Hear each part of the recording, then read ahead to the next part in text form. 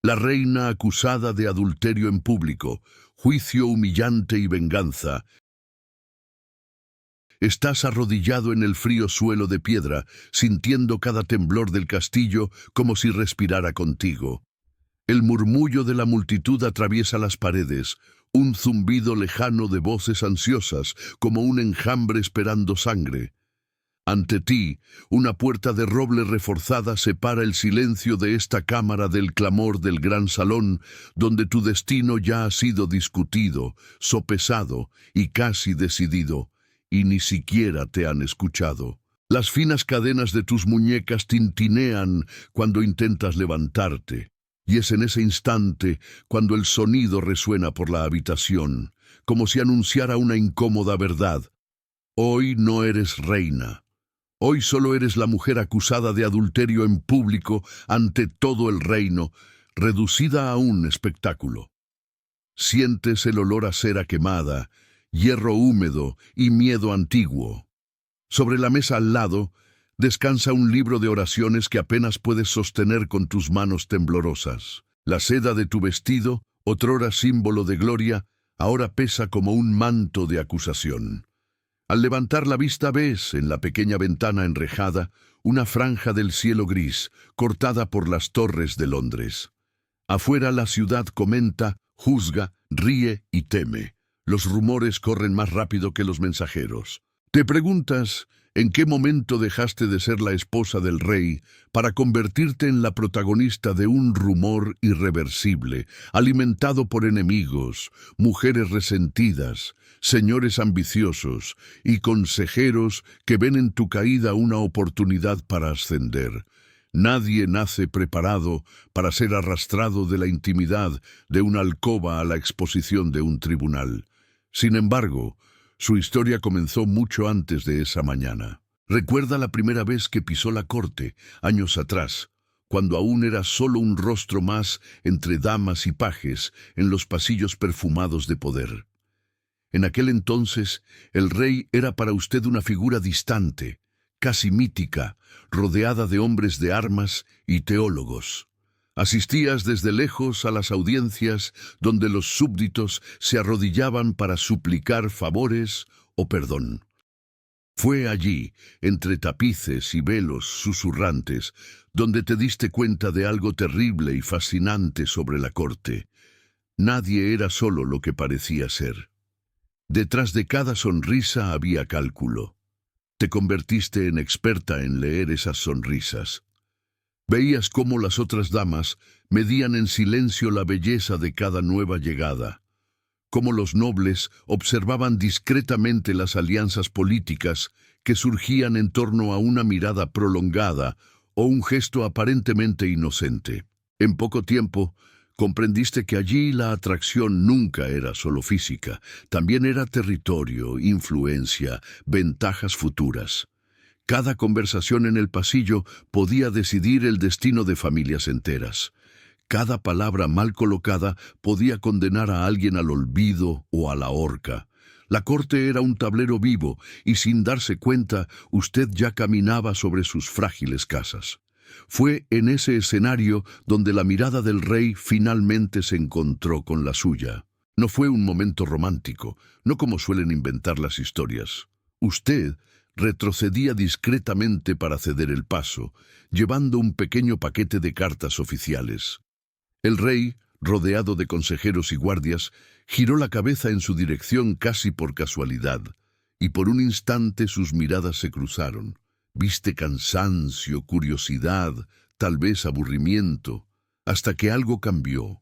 La conversación a su alrededor pareció disolverse. Él mantuvo la mirada durante demasiado tiempo, algo notable en un hombre acostumbrado a no fijarse realmente en casi nadie. Todo el pasillo se dio cuenta. A partir de ese momento, nada volvería a ser neutro en tu vida. Las invitaciones comenzaron de forma discreta.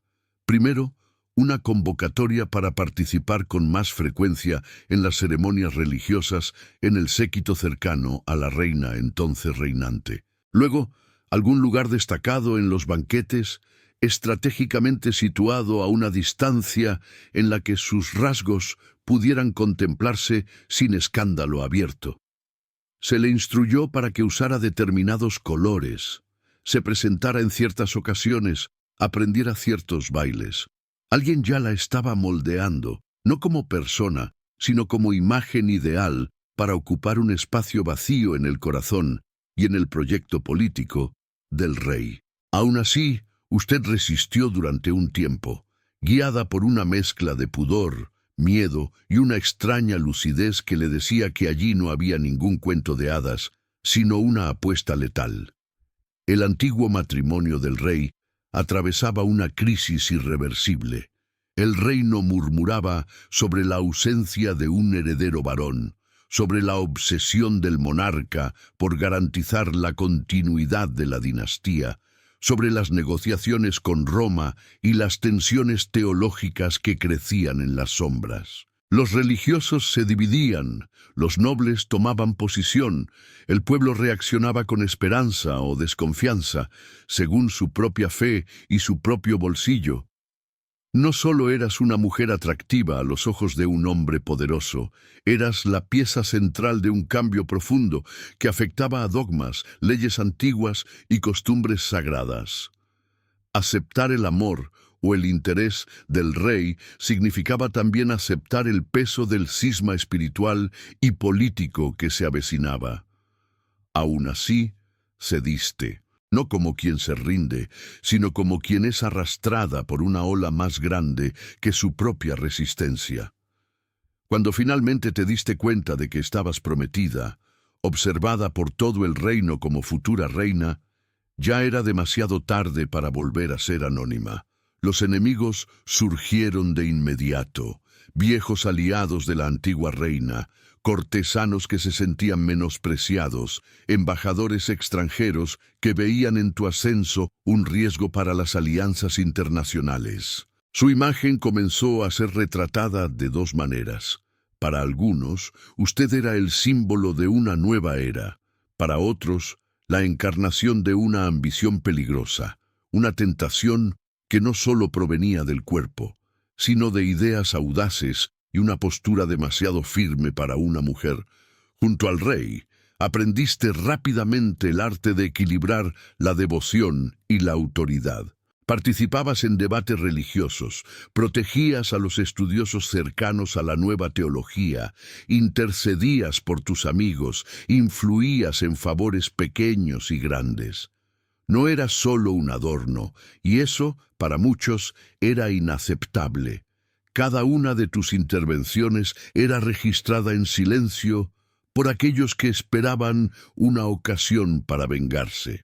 Aún así, había momentos de verdadera ternura entre tú y el monarca, instantes en los que el hombre se imponía a la corona, en los que se compartían confidencias, en los que él confesaba sus miedos, sus frustraciones, su angustia por no tener el hijo deseado. Tú, durante un breve periodo, creíste que el amor podría ser un escudo suficiente contra la intriga. El nacimiento de su hija lo cambió todo. Por un lado, consolidó su lugar. Usted le había dado al rey un descendiente, una niña inteligente y prometedora. Por otro lado, reavivó el fuego de la frustración por no tener aún un heredero varón. Las mismas voces que antes acusaban a la antigua reina de infertilidad, ahora susurraban que tal vez tú estabas maldita o que Dios desaprobaba la unión. Cuanto más se inquietaba el rey, más espacio ganaban aquellos que lo rodeaban con consejos convenientes, sugiriendo que otras opciones podrían garantizar el tan deseado varón. Comenzaste a sentir una distancia creciente, casi imperceptible, pero real. Menos miradas cómplices, más silencios cargados en la mesa del comedor. En las sombras, algunos hombres vieron en ti un punto débil o una oportunidad. El primero de ellos no se acercó con promesas de pasión, sino con el lenguaje de la lealtad. Un músico de la corte, un amigo de la infancia, un caballero demasiado educado para ser solo un sirviente. Las conversaciones inofensivas se convirtieron en confidencias. Los consejos sinceros se transformaron en un hombro en el que apoyarse en los días en que el rey parecía demasiado distante. No cruzaste límites carnales, pero cruzaste un límite invisible a los ojos de una sociedad que no toleraba las complejidades emocionales en las mujeres en el poder. Pasaste a tener intimidades afectivas fuera de la esfera marital, aunque fueran castas. Eso bastó para encender chispas de rumores. Otros hombres se acercaron, algunos por ambición, otros manipulados directamente por enemigos más poderosos. Bastaba con una sonrisa tuya en público, un comentario ingenioso, un gesto de amabilidad para que se reinterpretara como una invitación, una insinuación, una promesa velada. En poco tiempo, las historias comenzaron a multiplicarse en las cocinas, los pasillos de servicio y finalmente en las cámaras de los consejos. La reina se reía demasiado con ciertos hombres, intercambiaba miradas prolongadas, favorecía a ciertas familias. Cada uno de sus gestos, analizado bajo la lente de la malicia, se convertía en prueba de un delito aún inexistente. La culpa, si existía en algún nivel, era más política que moral. Ya molestabas demasiado. El detonante no fue una pasión secreta, sino una necesidad política. El rey envejecía preocupado, y parte de la nobleza veía con desaliento el creciente peso de su influencia. Se puso sobre la mesa la solución más antigua del mundo. Cuando no se puede atacar abiertamente a una reina por sus ideas, se la ataca por su reputación. Un pequeño círculo de consejeros comenzó a montar, pieza por pieza, la narrativa perfecta. Para destruirte, era necesario transformar simples interacciones en pruebas de adulterio, encuentros casuales en aventuras amorosas, saludos corteses en promesas de cama. Estos hombres sabían que, una vez lanzada la acusación, el pueblo elegiría creer no en la verdad, sino en la versión que mejor alimentara su fascinación por los pecados ajenos. Aún no podías escuchar esas conversaciones, pero sentías que el ambiente cambiaba, como quien percibe una tormenta antes de que rompa el horizonte. Algunos amigos comenzaron a evitarte. Algunos familiares empezaron a escribir cartas cargadas de consejos vagos, recomendando extrema prudencia. Uno u otro sirviente apartaba la mirada demasiado rápido, como quien teme ser visto cerca de alguien marcado. Las risas en la corte parecían menos espontáneas, más controladas, como si todos fueran conscientes de estar pisando hielo fino. En medio de todo eso, te veías a ti misma tratando de equilibrar la dignidad con el miedo, manteniendo la postura de reina mientras el suelo bajo tus pies comenzaba a romperse. Fue entonces cuando se produjeron las primeras detenciones. No las suyas todavía, sino las de los hombres cercanos que hasta entonces circulaban libremente a su lado. El músico leal, el amigo de toda la vida, un cortesano que en otro tiempo había prometido proteger sus intereses. Se los llevaron en silencio, algunos por la noche, otros ante los ojos atónitos de los presentes. Las acusaciones aún no eran públicas, pero el mensaje era claro. Alguien los estaba convirtiendo en piezas de un proceso mayor. Toda la corte lo entendió y, en un instinto de supervivencia, retrocedió. Tú, por primera vez en mucho tiempo, te sentiste realmente sola en ese palacio que habías ayudado a definir. Esa misma mañana, mientras esperabas detrás de la puerta de roble, te despertaron bruscamente. No hubo ceremonias ni avisos delicados. Guardias armados entraron en tus aposentos, leyeron una orden seca y tú, a pesar de intentar mantener la autoridad, te diste cuenta de que ya no había lugar para discusiones. Tu propio marido, que tantas veces había prometido protegerte por encima de todo, no había venido a verte.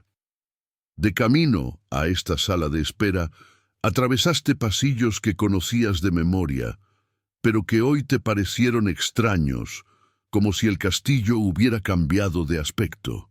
Los sirvientes se apartaron a tu paso. Algunas damas se cubrieron la boca con las manos, divididas entre la compasión y el miedo a ser asociadas contigo. Ahora, ante la puerta que conduce al gran salón, comprendes lo que significa ser juzgada en público. No se trata solo de un procedimiento jurídico, es un espectáculo, un ritual. Dentro, nobles, religiosos, embajadores extranjeros y curiosos esperan para asistir no al sereno examen de las pruebas, sino a la ejecución simbólica de una imagen. Al cruzar ese umbral, cada uno de tus pasos será interpretado. Si caminas con firmeza, dirán que es arrogancia. Si tiemblas, afirmarán que es culpa. Tu voz será medida, tu respiración anotada, tu mirada registrada por docenas de testigos dispuestos a repetir cada detalle a todo el reino. Respiras hondo, tratando de aferrarte a lo último que aún te queda, tu propia versión de la historia. Sabes que tu voz puede ser ahogada por los gritos de acusación, pero también sabes que, si te callas, todos los rumores se consolidarán como verdad definitiva. Afuera, el hombre que un día te amó observa, desde un trono elevado, la construcción de tu ruina. Ya no importa si fuiste fiel o no, la corte ya ha decidido que necesita una culpable para justificar los fracasos, las frustraciones y los reajustes de poder. Aún así, levantas la barbilla, porque ante la humillación pública, quizá la única venganza posible sea esta: negarse a morir en la insignificancia. Cuando los cerrojos finalmente se mueven y la puerta comienza a abrirse, la luz del salón invade la habitación y dibuja su contorno en oro y sombra. Das el primer paso hacia el juicio que redefinirá tu nombre para la posteridad. Y al cruzar el umbral, comprendes que, a partir de este momento, dejas de ser solo una mujer de carne y hueso para convertirte en otra cosa, una historia. Una historia que será contada, distorsionada, utilizada, reescrita. Ahora te corresponde a ti decidir cómo será tu voz en medio de ese coro. Das el segundo paso hacia el salón y el sonido de las conversaciones cesa como si alguien hubiera apagado una llama. El silencio que sigue es más cruel que cualquier abucheo. Cientos de ojos se vuelven hacia ti, nobles, embajadores, religiosos. Algunos te miran con fría curiosidad, otros con una mezcla de pena y satisfacción mal disimulada. Al fondo, elevado en su trono, está el hombre que un día te llamó amor, ahora rígido, casi esculpido en piedra. Entre vosotros, una distancia imposible de medir, hecha de decretos, conspiraciones y miedos que nunca se te permitió conocer por completo. A su izquierda, un grupo de hombres vestidos con trajes oficiales espera, llevando pergaminos que ya han decidido su destino mucho antes de que usted tuviera la oportunidad de hablar. Entre ellos, consejeros del rey y jueces elegidos no por su imparcialidad, sino por conveniencia. Algunos ya la han saludado cordialmente en banquetes.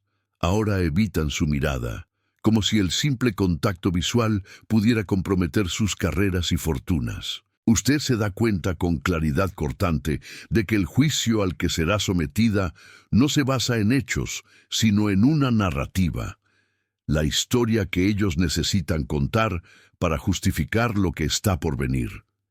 El heraldo proclama su nombre con una formalidad gélida, seguido de los títulos que ha conquistado con tanto esfuerzo y que hoy suenan a ironía. Mientras comienzan a leerse las acusaciones, cada palabra parece una daga cuidadosamente afilada. Hablan de adulterio, de encuentros secretos, de conversaciones nocturnas en habitaciones mal iluminadas, de gestos ambiguos convertidos en pruebas irrefutables. Nombran a hombres que conociste, con los que conversaste, a los que protegiste, pero a los que nunca acogiste como amantes. Aún así, en los labios de ese acusador, Cada detalle adquiere contornos obscenos, construidos para arrancar murmullos de conmoción entre el público. Cuando mencionan a tu propio hermano, el mundo parece tambalearse. El incesto no es solo un delito, es una profanación, una mancha deliberada sobre todo lo que representas como mujer, hermana, madre. Al incluirlo en las acusaciones, no solo quieren destruir tu cuerpo, quieren devastar tu memoria, convertirte en un monstruo para que nadie se atreva jamás a sentir lástima por ti. Sientes náuseas, pero te niegas a demostrarlas. Mantienes la barbilla alta, aunque tus piernas pesan como si fueran de hierro. Sabes que, para muchos allí, tu reacción importa más que la verdad. Si lloras, será debilidad. Si sonríes, será burla. Si te mantienes firme, lo llamarán orgullo culpable. Los hombres acusados a tu lado, algunos encadenados, otros solo escoltados, evitan mirarte directamente. Uno de ellos, sin embargo, se arriesga a lanzarte una rápida mirada, cargada de algo entre una petición de perdón y la impotencia. ¿Lo entiendes? Muchos se vieron obligados a confesar bajo tortura, amenazas y promesas vacías de clemencia. Uno de ellos, presionado hasta el límite, admitió lo que nunca hizo, creyendo que así se le perdonaría la vida por misericordia real. Pero la corte no se conforma con medias tintas. Es necesario que todos caigan, para que no quede piedra sobre piedra en su reputación.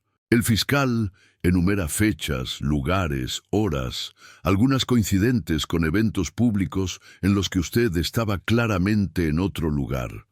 Otras, asociadas a días en los que incluso los registros oficiales probarían su presencia junto al rey.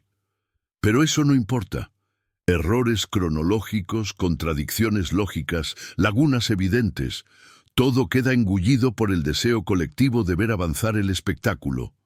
El público no ha venido en busca de coherencia, sino de catarsis. Cada acusación más absurda es recibida con expresiones de horror calculado, como si todos cooperaran inconscientemente en la puesta en escena de su papel de villana perfecta. Cuando llega su turno de hablar, toda la sala parece inclinarse ligeramente hacia adelante. Siente la respiración pesada de cientos de personas flotando sobre sus futuras palabras. Sabe que cualquier frase puede ser interpretada en su contra, pero también sabe que el silencio absoluto sería una rendición total. Así que elige un camino estrecho, niega con calma los crímenes más repugnantes. El incesto, las múltiples traiciones, la conspiración para asesinar al rey, pero evita atacar directamente el juicio o desafiar la autoridad del monarca. No por cobardía, sino por lucidez. Todavía piensa en la hija que deja atrás y teme que cualquier gesto de rebeldía aumente el peso que recaerá sobre ella. Habla con voz firme, aunque siente que el corazón le late como un tambor en el pecho. Dice que siempre ha servido al rey con lealtad, que sus palabras, a veces ingeniosas, fueron interpretadas con malicia por quienes querían destruirla, que su único delito fue, tal vez, confiar demasiado en los lazos afectivos que creía haber construido dentro de aquellos muros. No implora piedad, porque entiende que la piedad no forma parte del vocabulario de un tribunal que ya ha decidido el veredicto. En cambio, apela a algo que aún puede sobrevivir, la memoria. Afirma, con una serenidad que te sorprende incluso a ti misma, que Dios conoce tu corazón y que la verdad, aunque hoy esté sofocada, algún día saldrá a la luz. El efecto es ambiguo.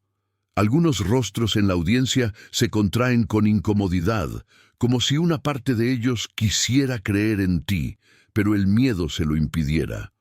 Otros, especialmente entre los jueces, endurecen aún más sus rasgos, como si tu calma representara un desafío intolerable. Después de todo este teatro se organizó para justificar algo ya planeado, tu destitución definitiva. Una mujer que se atrevió a discutir de igual a igual con el rey y sus consejeros, que opinó sobre religión, política y sucesión, no puede simplemente ser descartada en silencio. Es necesario convertirla en un ejemplo, un espantajo, una advertencia viva de que hay límites que no deben cruzarse. El juicio se prolonga durante horas, pero para ti el tiempo se distorsiona. Hay momentos en los que todo parece lejano, como si observaras la escena desde fuera, viendo tu propia figura de espaldas, encogida ante un panel de hombres de rostro duro. En otros instantes, cada palabra resuena con brutal claridad, como golpes en la piedra. Casi sonríes con amargura al notar que algunos de los presentes parecen más interesados en observar la reacción del rey que la tuya.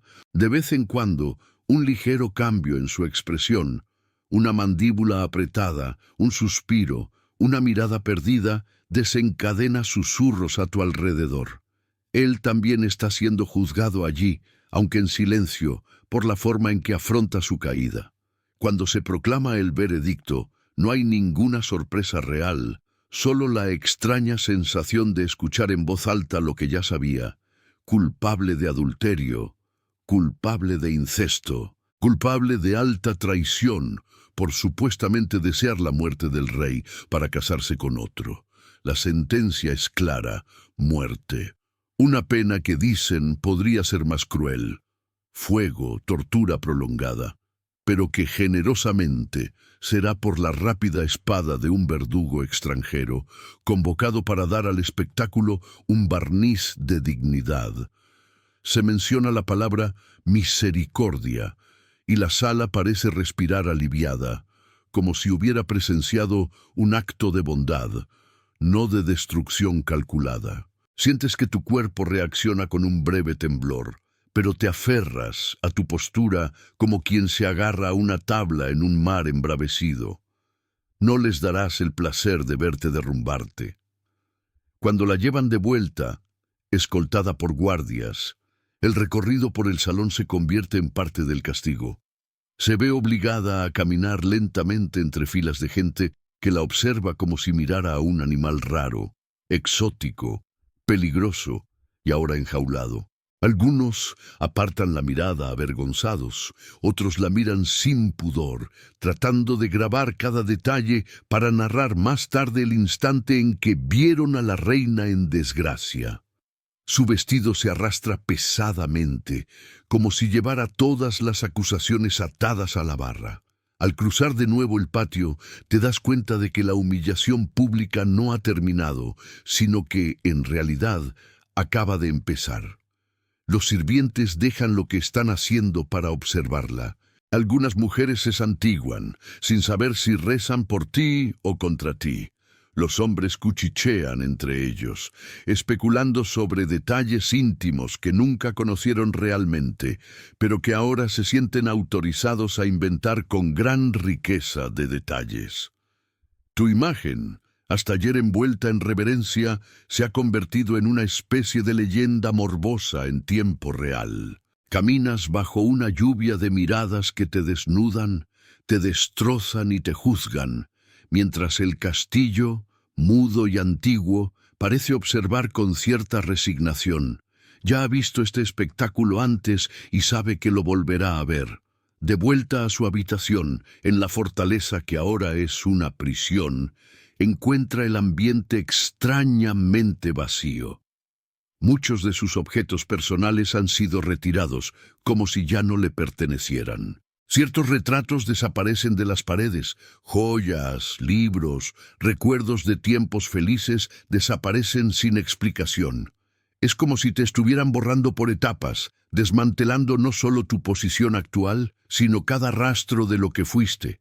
Incluso algunos sirvientes que antes eran atentos, ahora te tratan con un respeto distante, casi mecánico. No saben si sigues siendo majestad o solo una condenada a la espera de la guillotina. En soledad, empiezas a pensar en la venganza. No una venganza espectacular, con dagas y envenenamientos, sino una venganza sutil que sobreviva al propio cuerpo. Piensa en la hija que deja en el mundo, en la educación que intentó darle, en la inteligencia que vio florecer en la mirada atenta de la niña.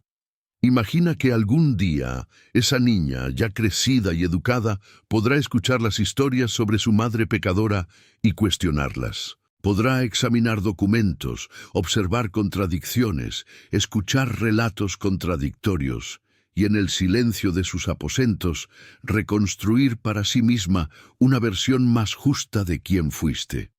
Quizás tu verdadera venganza esté ahí, en la negativa a permitir que la mentira sea la única narrativa. Una de las noches siguientes se le informa, de manera seca, del día de la ejecución. No hay lugar para la negociación, ni súplicas, ni aplazamientos. La fecha de su muerte ya ha sido fijada, probablemente incluso antes del juicio. Agradece la noticia con una calma que sorprende incluso al mensajero. Después de que él se marcha, la enormidad de lo que ha oído le golpea con la fuerza de una marea.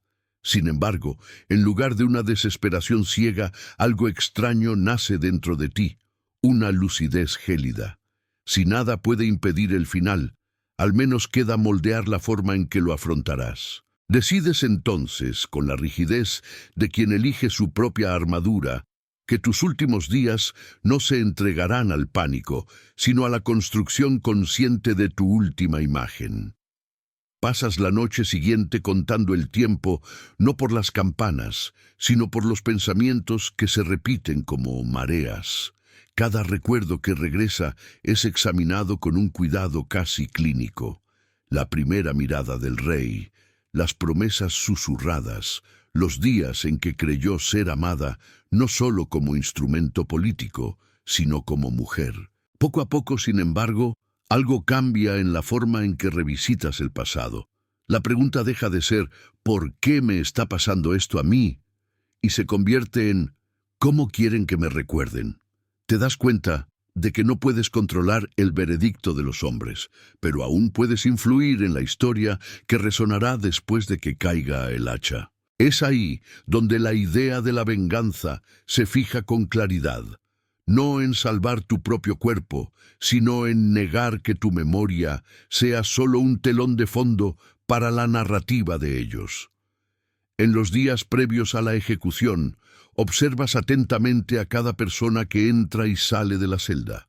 Algunos sacerdotes intentan llevarte a la resignación absoluta, alentando confesiones vagas que podrían distorsionarse como una admisión de culpa. Escuchas con respeto, pero eliges las palabras con extrema precisión, afirmando tus pecados en la esfera íntima, dudas, rabia, orgullo, sin confirmar nunca los crímenes específicos que han inventado para ti.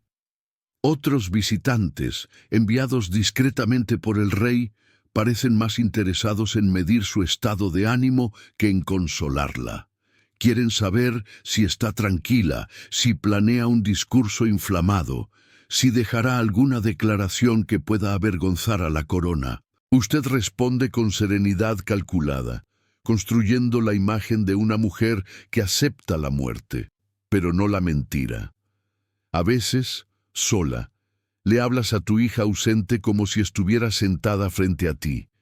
Imagina su rostro, más viejo, escuchando versiones distorsionadas de su historia en salones llenos de luz y veneno. Le dice en voz baja que no debe creer todo lo que repitan sobre su madre, ni los elogios exagerados de quienes intentarán convertirla en una mártir perfecta, ni las calumnias que la pintan como una mujer disoluta y manipuladora. Te pide que algún día, si tienes poder, leas los registros, compares las voces, reconozcas las contradicciones. Te pide que aprendas a mirar más allá de la superficie de las crónicas, porque allí, en las pequeñas discrepancias, reside la verdad. El extraño consuelo es imaginar que, en alguna lejana mañana, ella podrá vengarte no con sangre, sino con lucidez. El día señalado llega con una claridad insultante. No hay tormenta dramática, ni cielo plomizo que combine con la gravedad de lo que va a suceder. El sol derrama una luz fría sobre las piedras de la torre, como si el mundo insistiera en seguir indiferente. Cuando las monjas vienen a ayudarla a vestirse, usted acepta la ayuda con tranquila dignidad. Elige ropa sencilla, sin adornos excesivos, pero limpia y bien compuesta. Quiere parecer humana, ni un fantasma, ni una reina caída en harapos. Mientras le arreglan el velo, una pregunta surge en los ojos de una de ellas. ¿Tienes miedo? Lo piensas por un instante y respondes lo único verdadero que puedes decir, que temes menos a la muerte que a ser eternamente malinterpretada. Al salir de la celda, escoltada por guardias, atraviesa patios que ahora parecen más pequeños de lo que recordaba. Hombres y mujeres se alinean a los lados del camino para verla pasar. Algunos murmuran oraciones, otros solo observan en silencio. Siente el suelo de piedra firme bajo sus pies, y es esa materialidad casi banal la que la mantiene anclada a la realidad. No se permite imaginar la escena exterior, la reina caminando hacia su ejecución, porque sabe que eso la aplastaría. En cambio, se centra en detalles mínimos: el sonido de las armaduras rozándose, el olor a madera húmeda en el cadalso, el viento tirando ligeramente de la barra de su vestido. Son estas pequeñas sensaciones las que impiden que el miedo se convierta en desesperación. El cadalso ha sido preparado con un celo que roza lo macabro. La madera parece casi nueva, como si el reino hubiera decidido invertir en la elegancia de la muerte. El verdugo extranjero espera con postura respetuosa, la espada cuidadosamente escondida para no provocar el pánico de la multitud antes de tiempo.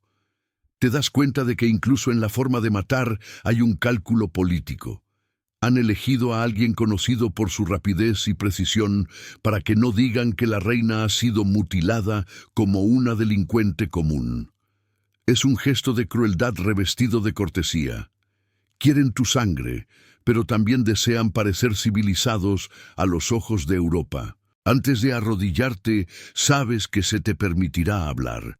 Es el último momento en el que tendrás la atención de todo el reino. Los consejeros esperan que aproveches ese tiempo para agradecer la clemencia del rey y encomendar tu alma a Dios, sin impugnar el veredicto. En ese instante podrías gritar, acusar, revelar maniobras, citar nombres, lanzar maldiciones. Una parte de ti lo desea con un fervor casi físico, pero otra parte más profunda comprende que cualquier rebelión explícita sería inmediatamente interpretada como prueba de rencor y culpa.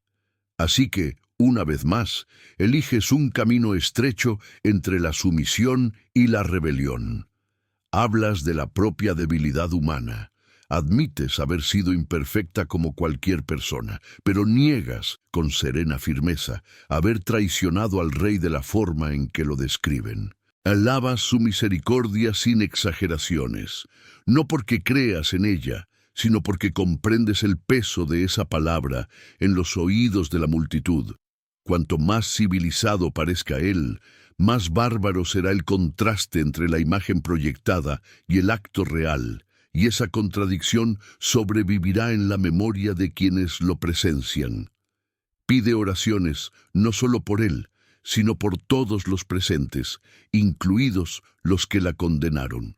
Al hacerlo, devuelve a los jueces la humanidad que intentaron negarle, recordando al pueblo que incluso aquellos que se consideran instrumentos de la justicia también tendrán que rendir cuentas ante algo más grande que el tribunal.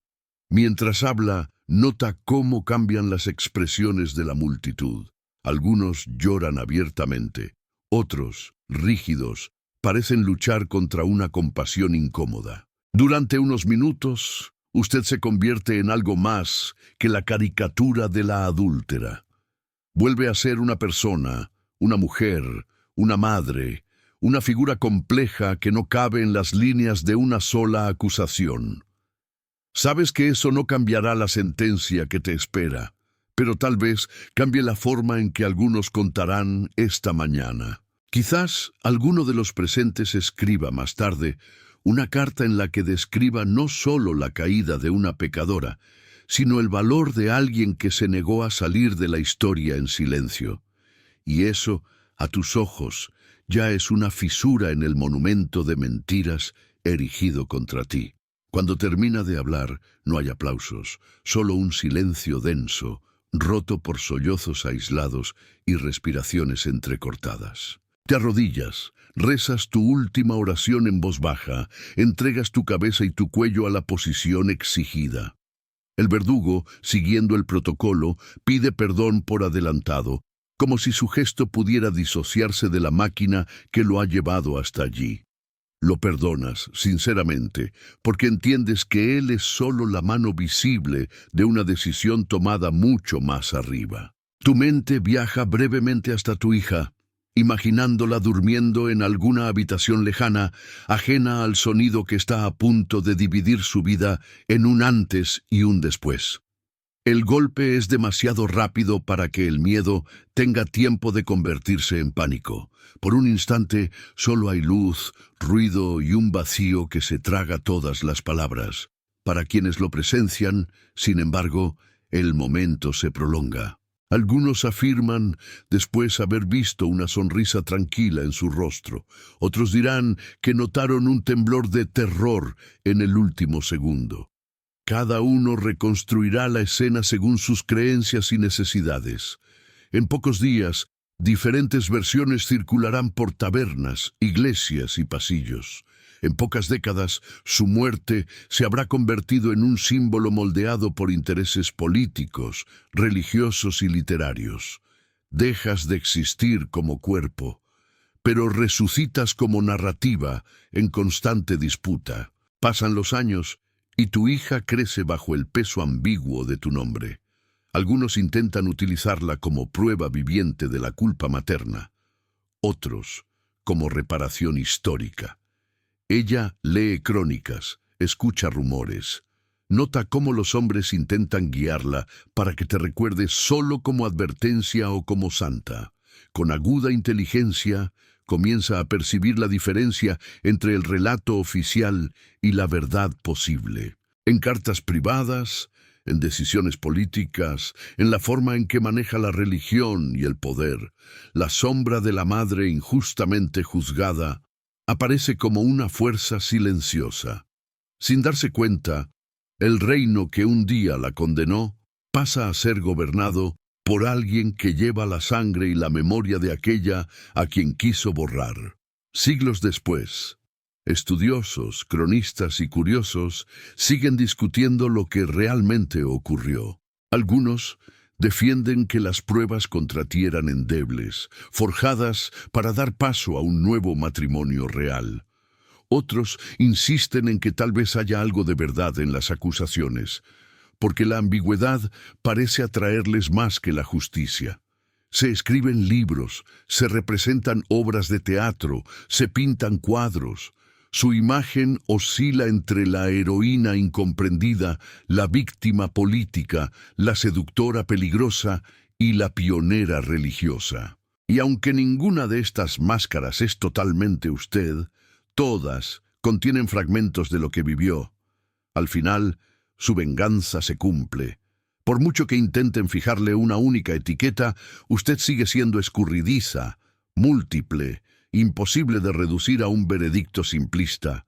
Y así, cuando alguien en un futuro lejano susurre el nombre de esa reina acusada de adulterio en público, no pensará solo en la vergüenza del cadalso, sino en los engranajes ocultos del poder que la empujaron hasta allí. Su historia, poco a poco, deja de ser solo una advertencia moral para convertirse en una pregunta incómoda. ¿Quién gana cuando una mujer es destruida en la plaza pública? Esa pregunta atraviesa épocas, cortes y naciones, resonando en otras vidas, en otros juicios, en otras voces silenciadas. Tú, que un día caminaste sola hacia la muerte, ahora acompañas en silencio a cada persona que se niega a aceptar la versión más conveniente de la historia. Tu cuerpo fue ofrecido al hacha, pero tu memoria se sentó al lado del tiempo, y allí permanece, observando, interrogando, vengándose por la simple insistencia en no desaparecer.